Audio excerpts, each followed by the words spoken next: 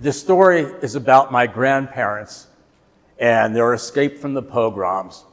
This is my grandfather's tallis, or prayer shawl, from Russia. So here we go. It doesn't fit.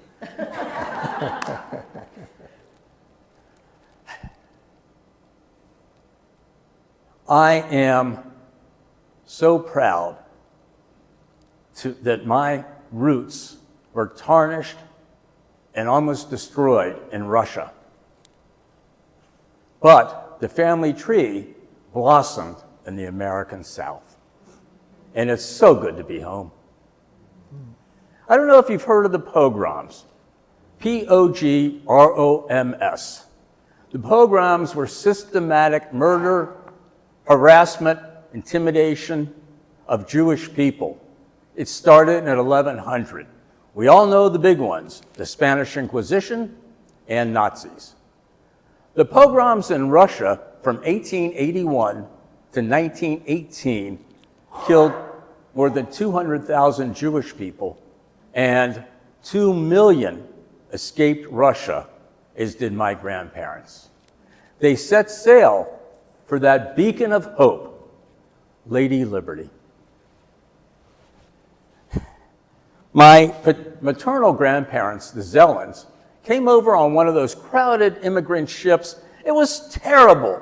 People were getting sick. People were dying. Their bodies were thrown overboard. The conditions were tremendously awful. But then, as the ship approached New York Harbor and they saw Lady Liberty, the people broke out in a huge celebration. They had confetti. They were throwing it in the air. My 4-year-old Uncle Harry did not want to be left out. So he found one of the 2 suitcases that the Zellens brought over from Russia. He dug through it, he found the clothes, and he threw them up in the air to celebrate. The Zellens left Russia with very little, and they arrived in the United States with a lot less. My grandparents' relatives were in Atlanta, Georgia, so they encouraged the Zellens to come to Atlanta. And my grandfather, with the help of the family, was able to open a small grocery store on Peachtree Street in Atlanta, in a predominantly African-American neighborhood. My grandfather had seen starvation and brutality in Russia, and he was not about to let that happen to his new neighbors in America. It's in Leviticus, love thy neighbor as thyself. So, and by the way, grandfather in Hebrew is Zadie, and grandmother is Bubby. And my Bubby Bertha and my Zadie Benjamin started the store, and his generosity, his DNA has been passed down. The care, the compassion, the respect for all people is passed down to his progeny. Then I found something really incredible. My mother passed in 2001. I was going through all of her papers and documents, and I pulled out the census from 1920, Atlanta, Georgia. It listed Benjamin Zellen, head of household. Country of origin, Russia. Race, Negro. What? And then, first of all, I have kind of dark skin. I thought, that's pretty cool. And then I did some research, and it was not uncommon in the Deep South for people that were either Latin or either Italian or Jewish to be labeled as Negro. Only in America. My other grandparents had a much different motivation to come to this country, the Finks. They lived in a small shtetl, or village, on the Ukrainian-Polish border in the Russian Empire. The pogrom released gangs of thugs to intimidate and kill Jewish people. In their shtetl, the gangs attacked their house and set it afire. They managed to take out their 2 oldest children, but there was a set of newborn twins that perished in that fire. So they also had relatives here that were living in Appalachia, and the relatives told them, West Virginia is the place you ought to be. So they loaded up their bags and they moved to, oh, not Beverly Hills, the hills of Appalachia, where my Zadie Abraham became a peddler. And by the way, peddlers, Jewish peddlers, were all over the South. Here in Asheville, there are so many now retail stores that started out as grandparents coming from Russia to peddle. As my grandfather did in West Virginia, here was this old, bent over, he wasn't old, but bent over Jewish man schlepping his wares on his back. And for the first time in his life, he was treated with respect and dignity from the folks of Appalachia. They must have figured Jewish people from Russia, Appalachians, Irish, Scottish Appalachians, we're all on the fringe of American normal society, so hey, welcome aboard.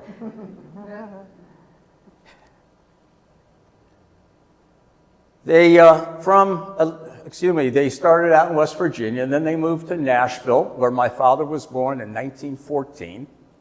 That would make him 111 today if he were alive.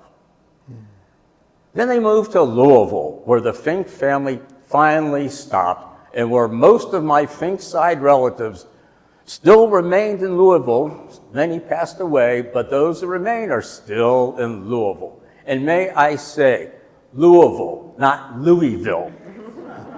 If you say that in front of a Louisvillian, I promise you, you're out. However, I was 9 years old, and we were visiting my cousins and my grandparents in Louisville. My father was walking his mother to the car on a terribly rainy night. She fell. She broke her hip. My father never lost the shame and guilt, because 2 weeks later, Bubby Celia died. Zadie Abraham came to live with us, and we had a really small 2-bedroom apartment in Cincinnati. Both of my parents moved from the South to settle in Cincinnati. And Zadie Abraham and I shared a room. And he was difficult to understand, but we communicated. In fact, he had my back. I was 10 years old. I didn't want to go to school, so I faked an illness. My skeptical mother wasn't sure, and then Zadie Abraham came to my back saying I really was sick. And then Abraham himself became too sick for us to have him stay with us. So he was sent to the Jewish Orthodox Home for the Aged in Cincinnati. My dad and I would visit a lot, and I gotta tell you, it was so cool. Zadie was Willy Wonka. His room was the chocolate factory. Every time I went, there were M&Ms everywhere. It was so much fun. And then one time, my father, Joe Fink, wanted to impress his father, Abraham Fink, by showing him how tough his grandson was, and he slugged me in the arm. It was so incredibly cool to see my father being scolded by his father in front of me. Yosel, no, the kinder. Joseph, the child. About a few weeks after our last visit, we get a call, and Abraham had passed away. I went to the funeral in Louisville, and in that open casket, I saw the man who never, ever smiled, dead in the coffin. I cried an ocean of tears. We needed a dam to hold him back. I lost not only my grandfather, I lost my roommate, my buddy. But let me tell you this. Those Louisvillians, we still had family reunions. We had the Finks, we had the Ziegerts, we had the Bermans. And it was like the Clampetts meet the Goldbergs. We had matzo ball soup and grits. Mogan David wine. Kentucky bourbon. And my cousin Arnold, who is now 89, he used to chop his own wood. He had to give that up 4 years ago. Now he just splits his own wood. He was a drug dealer. Okay, he was a pharmacist. And true to form of a Kentucky Jewish man, he loves NASCAR. He loves real country music, none of the bluegrass. He likes the real thing. And he was president of the synagogue. His brother, Kenny, 86, was a pill pusher. Okay, he was a doctor, but you know, a pill pusher, a pharmacist, all in the same brotherly family. Kenny is pretty much the same way, except he rode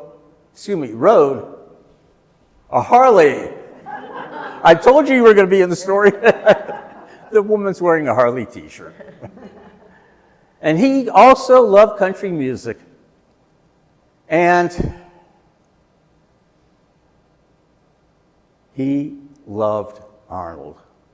If you ever want to meet my cousins, get on the road, go to the Kentucky Motor Speedway, and if you see a car or a Harley with guys wearing a yarmulke singing Kenny Chesney, you just met my cousins.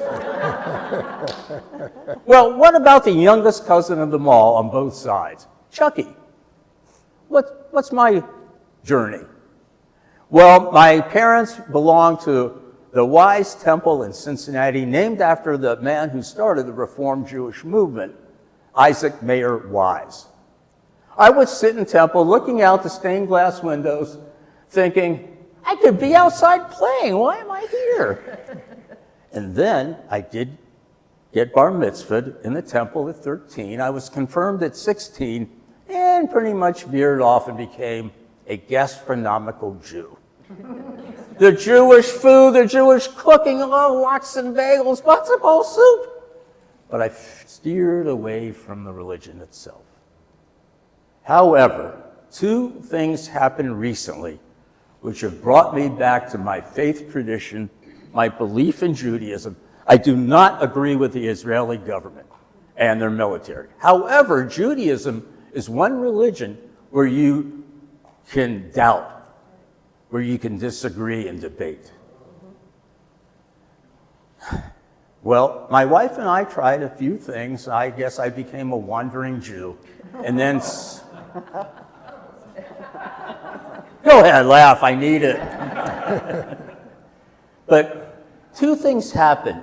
And one happened in a place that everybody here knows extremely well.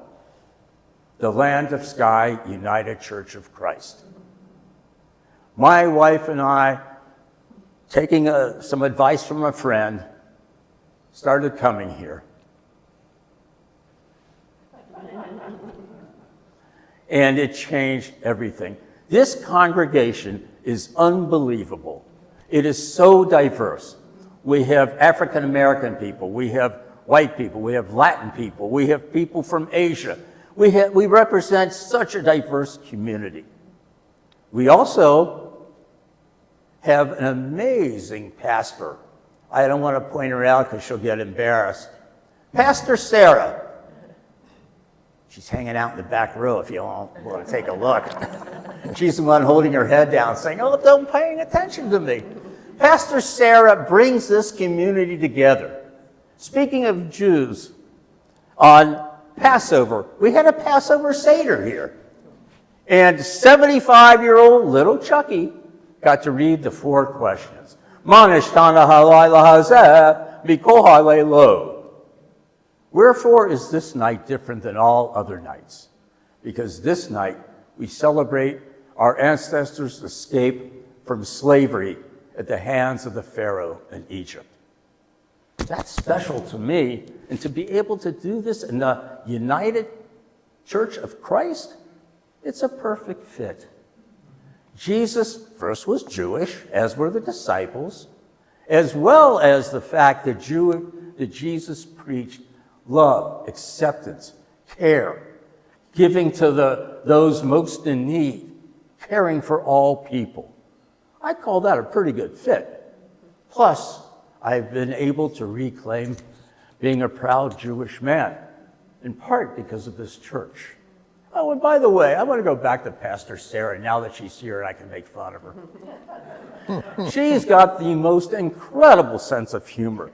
She brings so much joy to this building, not just every Sunday, but all the time. During service, she's down on her knees right here, gathering around all the children of the congregation, playing with them, telling stories, asking questions, answering questions, all about the message of the sermon that's taken from both the Old and the New Testament. And she combines them into a message of social justice for today. We love our Pastor Sarah. Yeah. And if you think that a lot of churches talk, progressive, conservative, no, we take action. If you look across the parking lot, you'll see Beloved Village. This church donated the land so that people that are unhoused can start with a house. Beloved Village.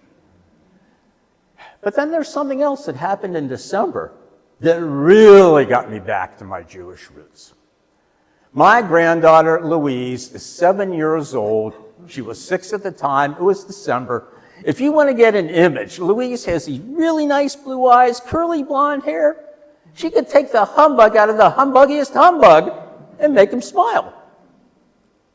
Louise, in her Montessori class in Cincinnati, class of 8 children, they were all given an assignment by their teacher to take one of the 3 December holidays, Christmas, Kwanzaa, or Hanukkah, and make a visual presentation based on research that the children did from prompts that the teacher gave them. Well, first of all, Louise loves art, from her own finger painting as a child, a younger child, to Picasso. So the assignment was perfect.